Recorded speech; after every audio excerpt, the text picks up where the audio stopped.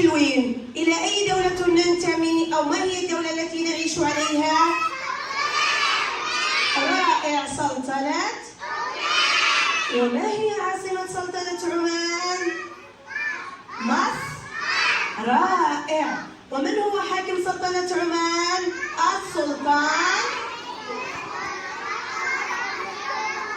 السلطان هيثم بن طارق، حفظكم الله يا صغاري. ومن هو الحاكم الراحل، الحاكم السابق الذي كان يحكم سلطنة عمان؟ اسمه السلطان بن سعيد رحمه الله. بارك الله فيكم.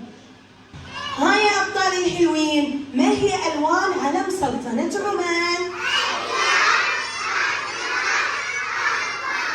هل يشترط الترتيب في الألوان؟ لو بدلنا لون مكان اللون هل سيصبح علم سلطنة عمان؟ إذن من المهم أن نرتب ويشترط ترتيب الألوان في علم سلطنة عمان. اللون الأبيض يا أبطال على ماذا يدل يا ترى؟ على السلام. رائع. أما اللون الأحمر على ماذا يدل؟ على الحب والتعاون الموجود بين أفراد سلطنة. كذلك يدل على شيء آخر، ما هو يا ترى؟ على المعارك والحروب التي قام بها أهالي سلطنة عمان. أما اللون الأخضر على ماذا يدل يا أبطال؟ على الزراعة، على المزارع الموجودة في سلطنة عمان. رائعة. على الأشجار الموجودة في سلطنة عمان.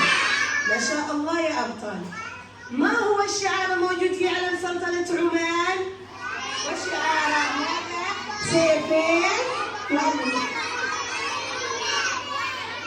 عمانية. أحسنتم يا أبطال. ما هي العملة المتداولة في سلطنة عمان؟